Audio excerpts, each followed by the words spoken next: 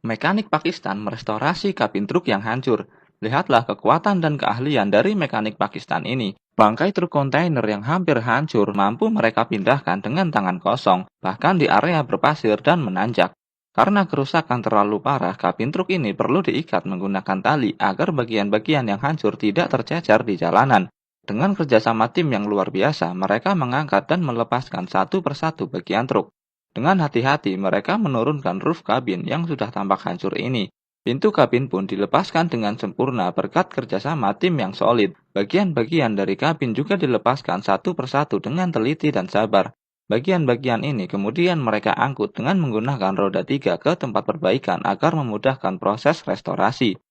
Alat berat pun digunakan untuk mengangkat aksesoris dari truk ini, karena aksesoris ini memiliki berat puluhan ton sehingga tidak mungkin diangkat oleh manusia biasa. Setelah itu, mereka memindahkan kabin truk yang rusak ini ke bengkel mereka. Dengan hati-hati dan penuh ketelitian, mereka melepaskan satu persatu bagian kabin ini. Semua bagian harus dipisahkan, tak terkecuali bagian yang kecil-kecil. Bahkan mereka tak segan-segan untuk memotong besi kabin yang utuh untuk mempermudah proses perbaikan. Bagian samping, depan, dan belakang benar-benar harus dipisahkan.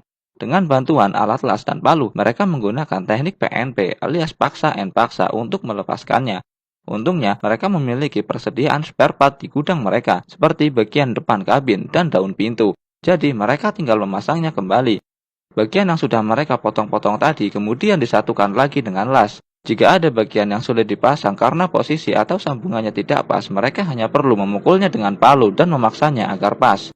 Teknik PNP ini benar-benar luar biasa. Mereka telah mempelajarinya selama ribuan tahun sehingga skillnya sudah tidak perlu dilakukan lagi. Dengan akurasi tinggi, pria ini membenarkan kembali bagian roof kabin yang sudah penyok tak beraturan. Dia mengayunkan palu besar sambil memperkirakan output tenaga agar tidak terlalu berlebihan saat mengenai roof kabin sehingga tidak menimbulkan kerusakan.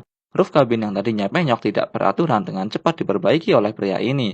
Setelah roof kabin selesai diperbaiki, mereka kemudian memasangnya kembali. Namun hal ini tidak semudah yang kalian kira, karena mereka memperbaikinya secara manual. Banyak bagian yang tidak pas, seperti frame pintu yang terlalu bengkok keluar sehingga mereka perlu memukulnya dengan palu.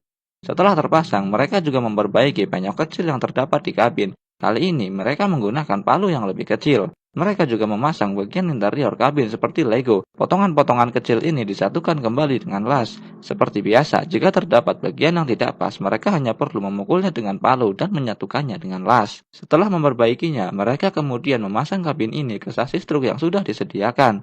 Untuk menambah nilai estetika, mereka juga tidak lupa untuk mengecat ulang semua bagian kabin truk ini. Hasilnya sungguh sangat rapi, layaknya truk yang baru keluar dari pabrik.